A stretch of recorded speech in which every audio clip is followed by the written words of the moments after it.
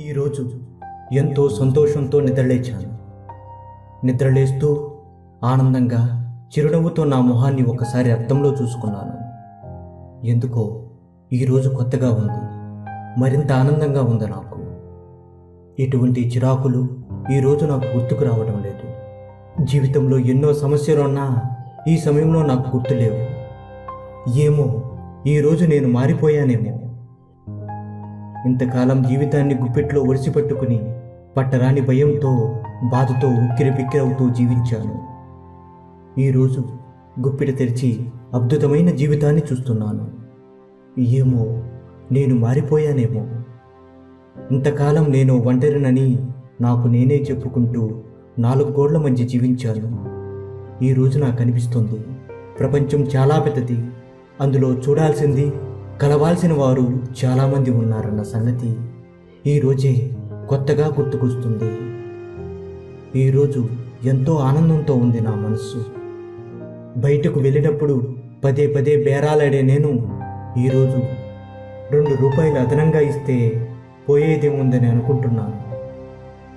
ప్రతి వారితో ఎంతో చిరాగ్గా మాట్లాడే నేను ఈరోజు చిరునవ్వుతో పలకరిస్తున్నాను. ఏమో నేను మారిపోయానేమో. ఎవరైనా విమర్శించినా నిందించినా కోపంతో ఊగిపోయే నేను ఈరోజు వాటిని విని విననట్లుగా ఓ చిరునవ్వు నవ్వుకుని అక్కడి నుంచి వచ్చేస్తున్నాను.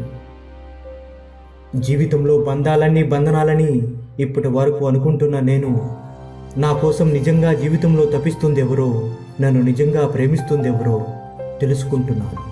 అవును, నేను మారిపోయాను.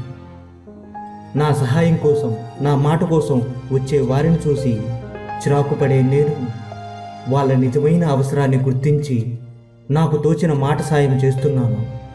నేను మారిపోయాను.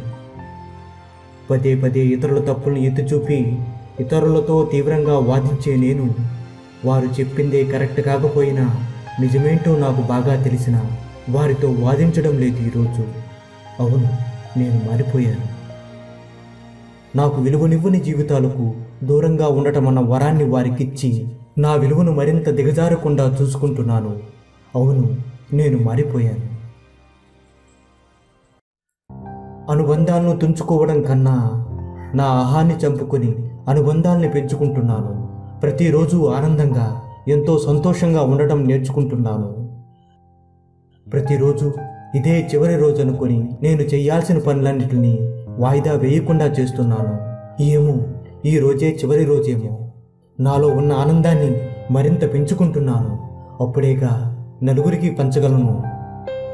అవును, నేను మనిషిగా మారిపోయాను. మనసున్న మనిషిగా మారిపోయాను.